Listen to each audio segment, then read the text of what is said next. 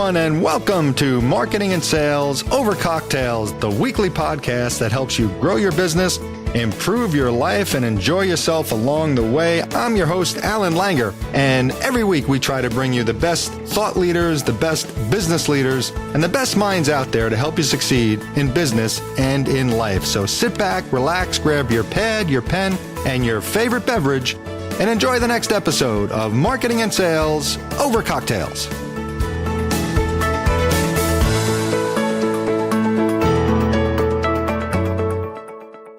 Hello, everyone, and welcome back to another episode of Marketing and Sales Over Cocktails. This is your host, Alan Langer, and we've got episode 48 coming at you tonight. 48 already. It's amazing how quickly this goes by, and I'm enjoying every single minute of it, and I'm going to enjoy tonight as well as you will, as we've got sales coach Rachel Crocker joining us in a few seconds. So before I introduce Rachel, and she's awesome, by the way, just a couple of housekeeping notes. Remember, the website is marketingandSalesPodcast.com, marketingandSalesPodcast.com. And don't forget the Ask Alan segment. Go to the top of the page, click on the Ask Alan button. Send me a question. If we read your question on the air, you get a free autographed copy of my book. So get that going. I've got a great question coming up later from Rio de Janeiro. So the internet actually goes to Rio, and people are listening. At least Debbie's listening to my podcast in Rio. So thank you, Debbie, for the question. We'll get to that later. So anyway, without further delay, I would love and like to introduce our guest, Rachel Crocker. Welcome to the show today. How are you? I'm doing amazing. Thanks so much for having me. So I met Rachel. I shouldn't say met her. I found her on Instagram, probably, I'm going to say 2 years ago now, or whenever she started posting. She was in Australia doing some boxing stuff. And I remember all those videos, but she was also giving sales tips. So she was talking about how her life was improving and just how to do a lot of self-improvement, as well as how to improve your sales. So I started following her. And at one point, I'm like, I really have to get her on my podcast. And here she is, and I'm very excited. So Rachel, give us your journey. First of all, you're a sales coach, so tell people what you do. But give us your journey from now. You're in the UK, but you were in Australia for a little while. And tell us how you got to where you are. Sure. So now I'm helping people who are professionals, experts, academics, people that are amazing at what they do, but they don't know how to transfer those skills and represent themselves online with a business, a brand, and sales, and all the other things that come along with being a business owner, or a solopreneur, as it's very fancily called now. So I'm helping those people who don't necessarily feel like salespeople, helping them feel empowered and confident to be able to represent what they do, and close business and charge the money that they're worth. So those are the things that I'm focusing on now. But it's been a bit of a crazy journey up to this. I know. That's why I want you to tell people about it. I know. So I guess I got into sales at 18. I was selling cars to car dealers. That was my first ever intro into sales. Literally the cold calling. Oh my God. Equal enthusiasm, trying to get car dealers to listen to me, not hang up on me. And I was terrible for maybe 2 or 3 months. But then like ultra competitive nature came in, and I just decided I had to find a way of being good at it. So I figured it out, and then got promoted, and promoted a few times and worked my way up the corporate ladder. So after 10 years of doing different roles in different industries, I ended up more in like partnerships and business development. And I found myself doing that in Australia. So I left England when I was about 23, moved over to Oz. And so I sort of picked up my career over there. I did sales management for a while, had a team of like 15, lots of high level sales. But in February last year, I left and I just left my 12-year career. After 7 years in Oz, I left Oz, and I meant to get back to England because my mum was sick. But what actually happened was that I stopped in Bali, and the airport's closed. So that was that. And I did lots of networking, sort of ingrained in my nature. And I met lots and lots of people that had online businesses. Bali is a real hub for, the entrepreneurial space. And people were like, I need help with sales. And I was like, oh, I guess that's me. And that's where I first started seeing your stuff. I think is that where you were doing like the boxing class? Was that in Bali? Because it was always like this beautiful, it wasn't in a gym. You were like in this kind of indoor, outdoor place with beautiful trees and ocean breezes. And I'm like, where is this? Yeah. Yes, beautiful. Bali is beautiful. It's one of my favorite places on earth for lots of different reasons. I never punched. I am not a punchy, aggressive person. I really don't have an aggressive bone in my body, but it was like outside of my comfort zone, and I just left my career. I'd done all these different things, and I just wanted to try things that were outside of my comfort zone. Wow. And that was one of them. So I learned how to do boxing and Muay Thai. Muay Thai, yeah. So I still close my eyes sometimes when I punch.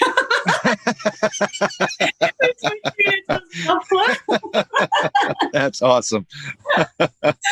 So yeah, and smile. And I've been told both of those things I need to work on. Yeah. All right. So you were in Bali. You got stuck because the airport was closed. So you were actually there for a lot longer than you were expecting, obviously. And what happened from there? Yeah, so I was there for in total about 8 months. Oh, wow. Yeah, it was, it started off, I was trying to get back to England, but then it just wasn't really possible to get back. And people kept asking me for help. And, I hadn't really thought about going into the coaching space, but that's essentially what I was doing. And then other people were kind of like, oh, can you help me with sales? And I was like, well, okay, sure. So I started doing that too. And then I started networking and doing like workshops and different things. And then people were asking, they were like, okay, like, I'd like you to coach me. And I sort of ended up in coaching. And I thought, well, gosh, I probably need a website then. And I need to set up, get onto social media and do all these different things. So I really, learned from being thrown in at the deep end and kind of taking a bit of a bird's eye view on other people's businesses and seeing where they're generating leads and what's working and what isn't, and using all that strategic background to help them with their businesses. So I was in Bali for about 8 months. A couple of my favorite clients that have been with me for a while are from there. And I then managed to get back, spend some time with my family. And then I had a client in Portugal. So I went and spent 5 weeks in Portugal, 6 weeks in Portugal. Wow. Was that recently? Yes. And that was in October, November. Okay. Mm-hmm. Yeah. So that was really beautiful. I haven't been to Portugal in years, so that was really cool. Came back at Christmas with my family, and, January in England, it's very chilly, but very beautiful.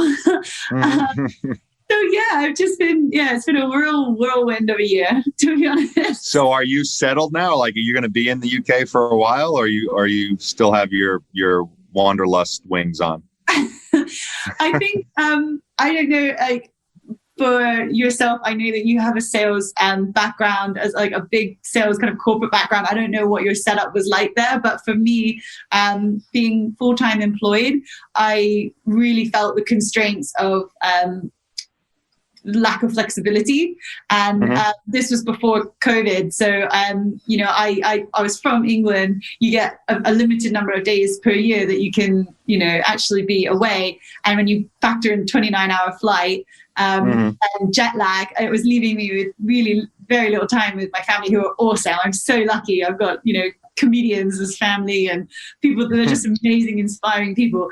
And I was like, wow, 7 years has been kind of long not to see them.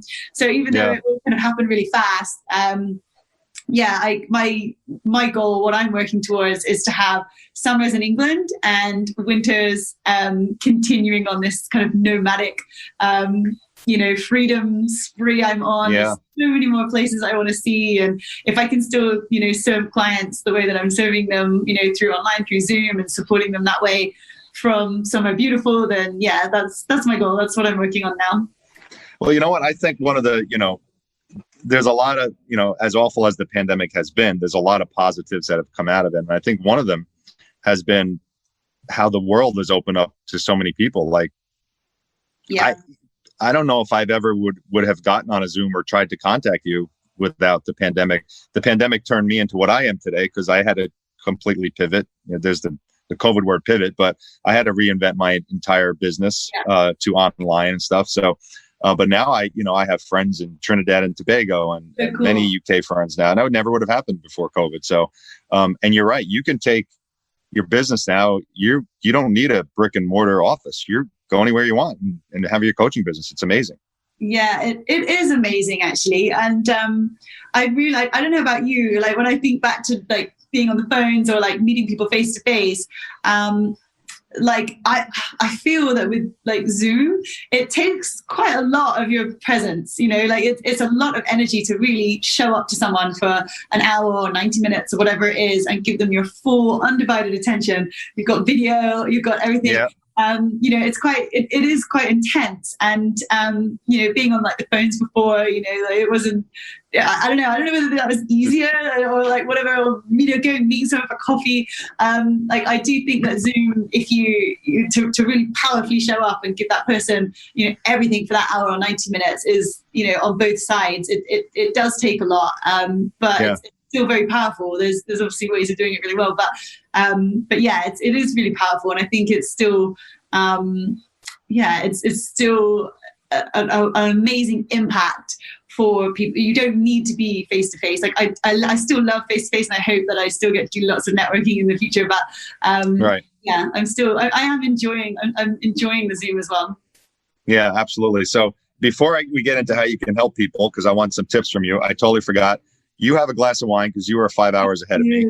I have a coffee, so it's in the morning. So cheers. You have to do a virtual cheers into the camera. Thank you for being here, Rachel. I very appreciate it.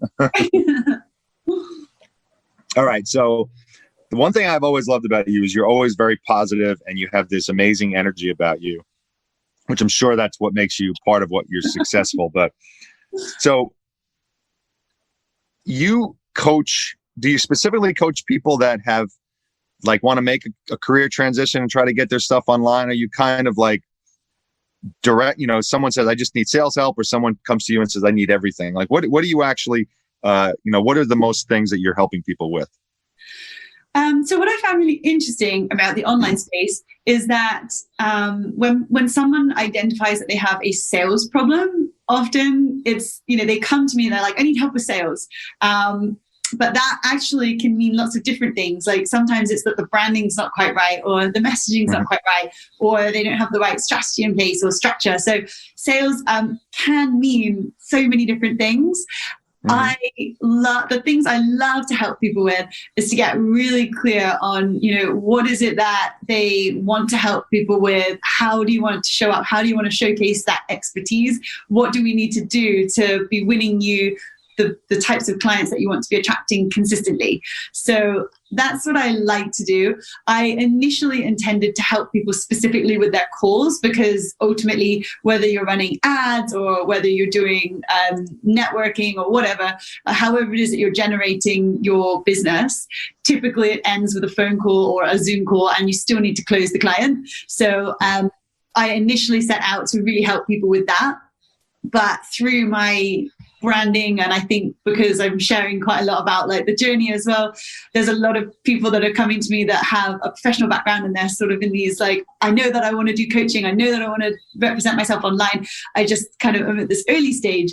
So even though I set out to initially just kind of help people with that sales strategy, the sales calls and the follow-ups and the systems and everything that goes along with just the sales, I think it's actually been quite helpful for people to have someone go, okay, these are your strengths, this is how we're going to represent you online, and this is going to be our action plan, kind of more earlier stages than I initially intended to help with. But I love both. So it's a great philosophy and really a benefit for your clients, because I'm very similar. I've been in sales for almost 30 years now. So when I started the consulting and the training, it was always about sales, but I found out quite often, if I was dealing with a company specifically, their marketing sucked. I'm like, you can have the greatest sales presentation in the world, but if you don't get clients in front of the salespeople, it doesn't matter. And your website's terrible, your message is terrible. So I actually found myself working on that for clients as well, and you become much more well-rounded for your customer. So yes, exactly. But I noticed that exactly what you're saying. Like, you can't just kind of go to market and say, I help with everything, because exactly right. Yeah, want everything. They want, right. Okay, you can solve my problem for this. And yes. So That's a great point. Exactly. Like, yes, you become like this person that helps with lots of different things. But yeah, like, people identify, usually it's like a sales problem or a something problem, and then you kind of they go from there, right? Yeah. Yeah, like when I first started marketing myself, I started marketing as sales and marketing help. I had both, and it was too broad. People either had sales or marketing, so I just, now I'm just sales. That's what I lead with, but it usually turns into, can you help me with my marketing as well? So good stuff. You just mentioned something that every salesperson who's ever been born and still alive today wants to know how to close better. Yes. And you said, people call me, how do I close better? So give us a tip. What is Rachel Crocker's tip on, I hate the term closing, but it's the sales term that we all use. But how do you, give us a tip or two on how do you close better? I know that's a very broad question, but what would you say? It is, but that's okay. I like it. So for me, I'm quite soft by nature. So I'm like, a real empath, and I'm quite a sensitive type person. Like, I'm really sensitive to people's personalities and energies. And I think it's classed as emotional intelligence. So from quite early on in my sales career, I realized that I wasn't this kind of do or die, pushy closing person. So what I did was, although I've done lots and lots of different sales courses over the years from lots of different businesses, they teach you all these amazing little clever tricks and things. I kind of found my own way of doing it. And my way of doing it is to be so unpushy that someone is like, wait, she really doesn't care whether I do this or like, it makes it, there's nothing in it for her. And it's like, it's really no big deal to me. It's like, if this is the right thing for you, I'm really happy to hear that. If it's not, that's completely fine. I just want a great outcome for you and also for my business. So I'm not going to push you into anything, because like, that's not what this is about. And I think that makes people feel comfortable enough to know that I'm not just in it for money. I'm not just in it to, make a quick buck out of a situation. I'm really in it to get a great outcome for people. And if that's not with you, then that's okay too. When people go for, and it makes me sad, it's really one of the reasons that I wanted to help people with this. People are downloading these scripts online, these pushy sales scripts that are like, they're from the 80s or something. And it's like, the message, it's like the online space is going through what you or I maybe went through like 10 years ago and realized didn't work. And a lot of those companies burned to the ground with crappy reputations, but it's like the legacy of pushy, sharky sales has lived on and reborn in the online space. And I feel really passionately about this, because some people will find that they try one of these scripts and they feel like a horrible person. It's a super awkward situation, and someone gets ghosted, and it's not nice. And especially for professionals, the people that I'm working with, like, I don't want anyone to feel like they have to give up on this whole idea because they tried a pushy sales script that people are not interested in working with them because it's not the person, it's the stupid script. Right. Well, you're saying so many incredibly important things. My mind is racing right now, but the one thing that you said, and I preach this a lot, is, scripts turn people, they take away their personality. They completely strip you of the person that you are, and you just become the sales rep that the customer doesn't want to meet with, because they know you're going to read them a script, but that's what they're expecting. So if you actually do what they're expecting, you're going to be a mediocre to below average salesperson. Exactly. If you actually use your own personality around the, script, or figure out what you need to say within how you're built and your personality, you're just going to be much more successful. You have to be you. You can't be the salesperson. Would you agree with that?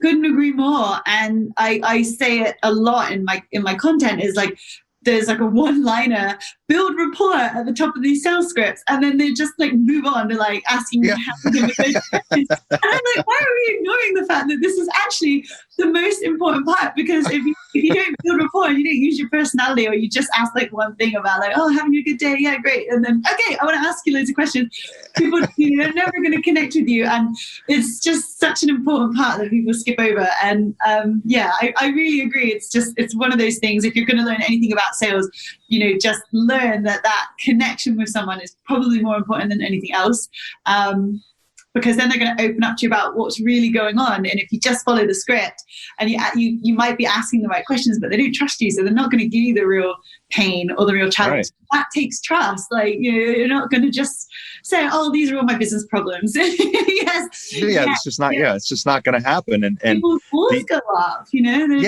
Their walls are up, and if you give them a reason to keep their walls up, they're just going to keep them up. And the relationship is everything. And what you said at the beginning was also very important, and it's something that it's one of the not the pushbacks I get, but when I'm training, I get people like, huh? They tilt their head. I'm like, you know what? It's okay to not make a sale.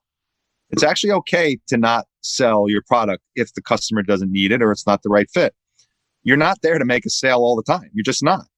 And, when you're talking to a group of 20 sales reps and their goal and they got to hit their numbers and their quotas, it's like they got to sell at all costs. And it's not a long-term solution. It's really not. It's not. And I had in my team back when I was in Australia, they're absolutely amazing. Like, I had some that were more, it was more about the client, and what that bred was more referrals and more, loyalty over time. And then I had like the superstar reps that, they overachieved every month. But they ended up, I handled a lot of complaints, as a result of that, bad reviews and things. And it's not without consequence. So absolutely. Great point. You know what I mean? So you can make loads of money in sales. And yes, there are ways that you can close pretty much everybody if you really, really wanted to. But if it's not the right thing, it does come back and bite you in the backside later on. Yeah, because it's not, there's, the world used to be in the 80s and 90s used to be one and done sales. You just, you marketed the shit out of everything. You sold people and you moved on. You didn't care about the customer. No. Man, if you do that today, you're dead. You're dead in the water. It's all about reviews, and it's all about how you leave a customer even if they don't buy something, because that's even more important. Like you get online, it's, I read a statistic the other day, 97% of people buying something, they start their buying process online looking at reviews. 97 out of 100. I do. And everybody does. Like, unless you're elderly and don't really know how to use a computer, but then you're calling your kids and saying, can you look this up for me? So if you haven't figured that out by now, you better, because you're not going to be in business long. But it's not what is being taught in a lot of the courses. And that's exactly what's sad, is that like, I feel like it's like way less sexy to be like, oh, sustainable business building and ethical sales. But I'm so passionate about doing that because, I'm not going to make you an overnight millionaire, which is what a lot of the courses and a lot of the information on sales available to people setting up their own businesses are saying. Like, it's way less sexy to be like, oh, okay, you're not going to close every sale, but you are going to have plans for the long term. But, it's much more difficult to sell that, but that's okay. Right. And by the way, you'll probably feel a lot better about yourself if you have any type of, you'll be a good person. You might be a good person. If you're, this is not for you if you're a psychopath. So if you're, just go out and do what you want. But for a normal person, sales, I think, is the second highest turnover rate of any profession in the world. It's just, and it's simply because of, second highest. I think the first is, I forget, retail or something, something where people just go in and out of the job. So actually, from a professional standpoint, I think it's, it's retail, sales, and then I think the tech industry is pretty high pressure. So, that says something. And think about the money that it's costing to constantly re-onboard new salespeople all the time, because people get so discouraged, they lose their optimism. Like, this sucks. Sales sucks. It's not an easy profession, that's for sure. The emotional roller coaster I've been on in my sales career. The highs are so high and the lows are pretty damn low sometimes. But yeah, like when you do get the win and it's right for everyone, or you get a referral or an amazing testimonial or something, it just seems to make it all worthwhile. And I think people get so discouraged, with bad advice. Yeah, absolutely. So this is really great stuff. I love how you're putting everything, and we're so aligned in our philosophies. So before I get to the question of the week, I want to ask you. So you're online. You teach people how to get online. How do you get business? Like, what is your number one way of getting business? Is it a referral at this point, or are you actually getting business from I know your Instagram account has like 7 billion followers. So, how do you, are you getting business from social, or what are you doing for that? So it's been really interesting. The first client I got, to be honest, was my own coach. So I was really stressed when I was in sales, and I had a coach to help me with my stress. I was super stressed, and I was at burnout. And this guy, he's a psychologist by trade, and he uses hypnosis and lots of other things. So he helped me a lot. Wow. That's why I ended up choosing the coaching niche, because I felt really passionately about him, having helped me so much. He helped me out of a really, really tough time. So he was someone who I wanted to give back to. I wasn't trying to make money. I was just like, okay, you've helped me, so I really want to help your business. So I was kind of the weeds in his business, helping him with getting the right things in place so that he could showcase his expertise. He's not just a coach. He's a coach with an academic, he's not just anyone wanting to give out advice on your life. He's right. a psychologist, and and worked with high level people. So I was working with him, and because in the first month that we were working together, he had a really, really great result. He landed some very high value deals, and he was just like, "Woo, that was amazing!" I couldn't believe it. And so we worked together, and he became a walking advertisement for me. As in, he told lots of people, so I was getting referrals. And then I started to kind of put the feelers out for my own business. Like I like to understand lots of different lead generation techniques so that I can be teaching the right types of things to other people. So sure. In the company I worked for before I went online, there were SDRs that would, sort out and basically I'd go just turn up to the meetings and get people to drink wine and so it was, I had to kind of relearn, okay, let's go back to lead generation, back to my 12 years ago. Kind of how do we do this now? So the online space has changed a lot. Lead generation has changed a lot. There are so many tools available. There isn't a one size. It's finding the right tool for the right audience, for the right business model, and for the outcome they're actually looking for. I've explored lots and lots and lots of different ways of getting new leads. It's a really cool algorithm kind of hack that I've found in Facebook, which I've gotten more business from Facebook than I have from Instagram, interestingly. Really? Yeah, for my particular niche. There's some really cool tools for LinkedIn that would work possibly for other niches better than mine. Sometimes I help agencies too. So I have an agency partnership background. So it's like quite easy for me to help like social media managers and, people that provide services online, help them with closing their calls. So I have dabbled a little bit in LinkedIn too. But for me, Facebook has been where I've seen the most success. And is it because you have I haven't seen you on Facebook. So do you have a group, or is there something specific that you do that you can share, or is it just, you're just being consistent? So actually, yeah, you can. So with Facebook, you have obviously if you'd have your business page and your personal page.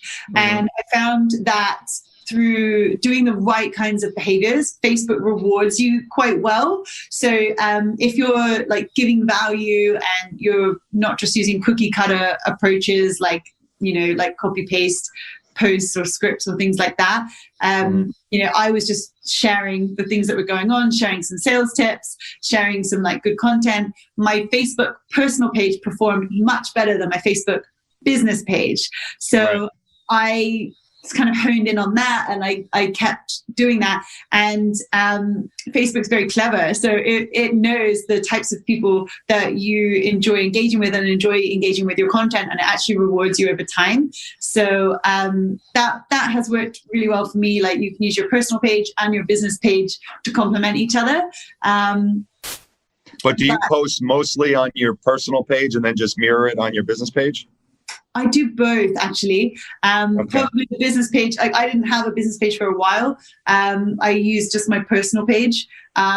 There's lots and lots of different things that you can do on Facebook, as you'd probably know, but it seems to reward you for doing the right behaviors more so on Facebook than Instagram. I don't know why, but so I was getting lots and lots and lots of like friend requests from coaches, professionals. Like, it was very specific.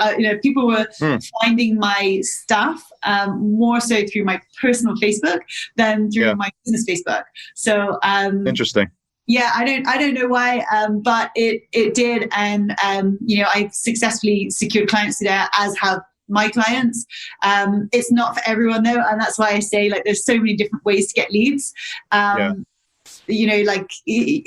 For some people, it's just not the right place. Like, Facebook would be the complete wrong platform to invest any time. Like, LinkedIn would be better, or Instagram would be better.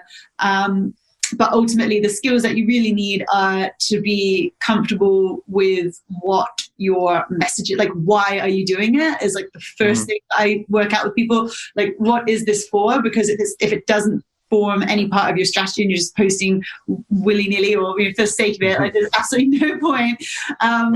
If it forms part of your strategy, then the right people with the right strategy are going to find you and think, oh, yes, this is great. This is exactly what I need to see right now.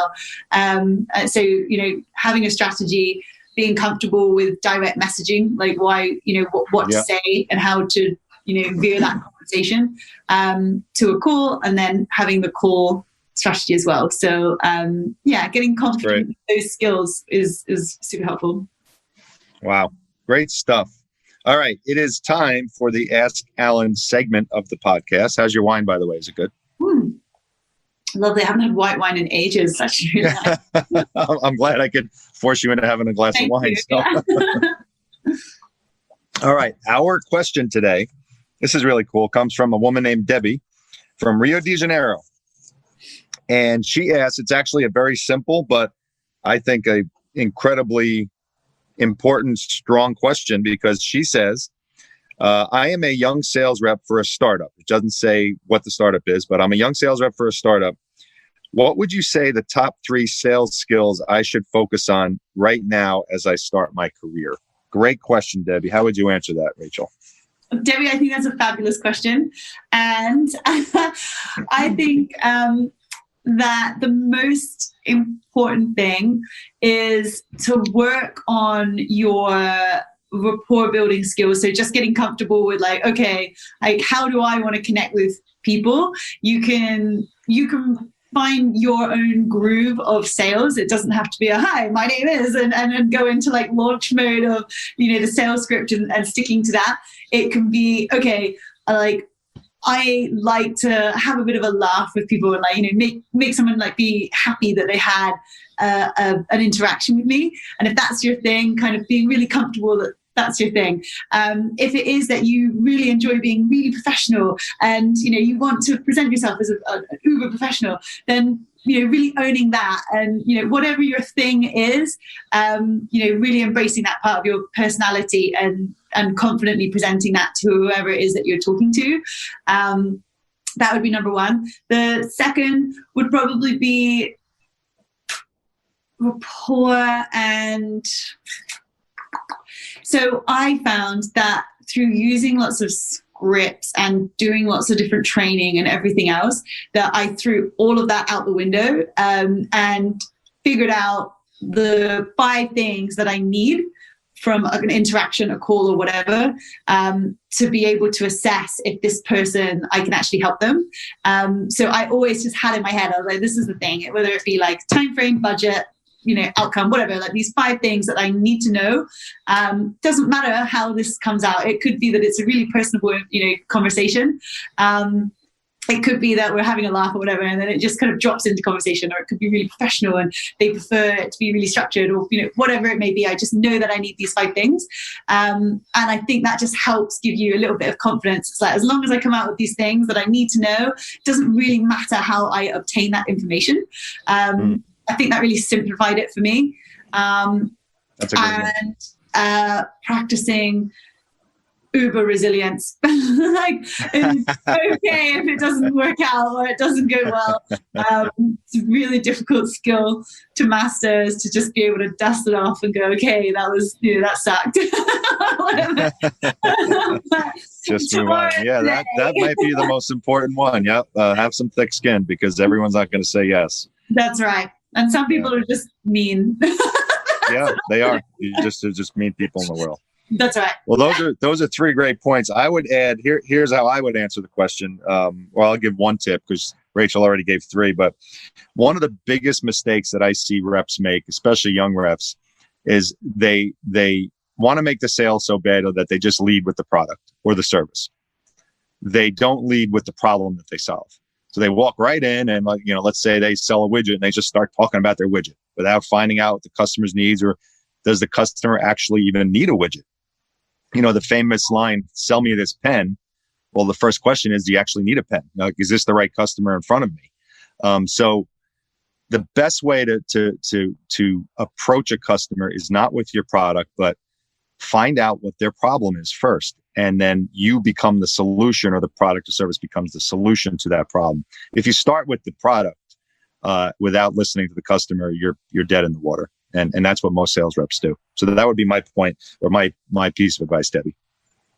And I've definitely had, I don't know what it's like for you as a salesperson experiencing sales pitches, but I've definitely I actually love it. I really enjoy it. Yeah. When someone sells to me, but I've had it where people are they're like super nervous. They just want to pitch what they're doing and tell you about this thing that they're doing. And at no point if they ask any open questions and things, and it's getting comfortable with just asking. And it's funny. I have fun with you're on LinkedIn. I'm on LinkedIn every single day. That's where I get most of my business. And you get the sales pitch DMs, you get the messages, the unsolicited, stupid, scripted bot messages, and you I kind of try to have fun with them by almost saying do you actually really think this works? Yeah. But you know what? If it didn't work,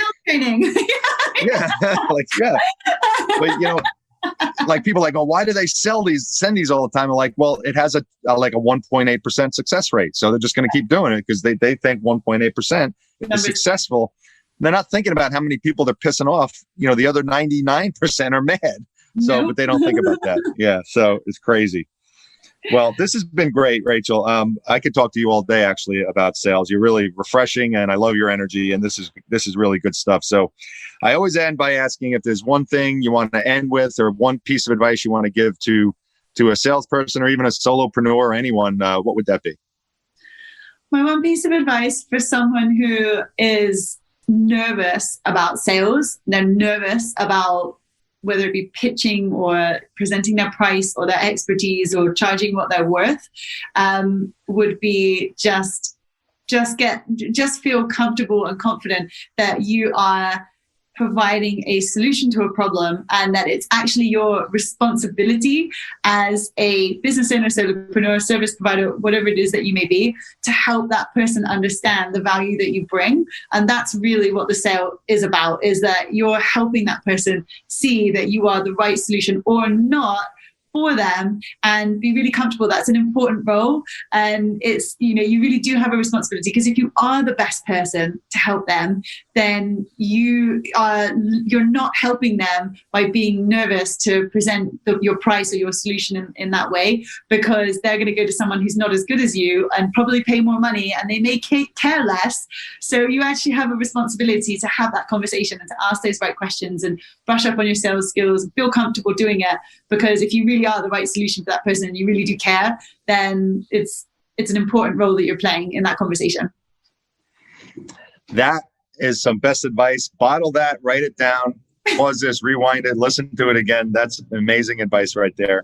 Rachel Crocker, thank you for joining me on Marketing and Sales Over Cocktails. We're going to say goodbye. You enjoy the rest of your day in the UK. Finish that wine for me. I will have wine later. Let's keep in touch, and maybe one day when I'm near Wales or wherever you are, we'll grab a glass of wine together. So thank you everyone else for joining us on Marketing and Sales Over Cocktails. Remember, go to the website marketingandsalespodcast.com. Send me a question. If we read your question like Debbie did, Debbie's getting a free signed copy of my book. That's it for today. That's it for episode 48. Thanks, everyone. We'll see you next time.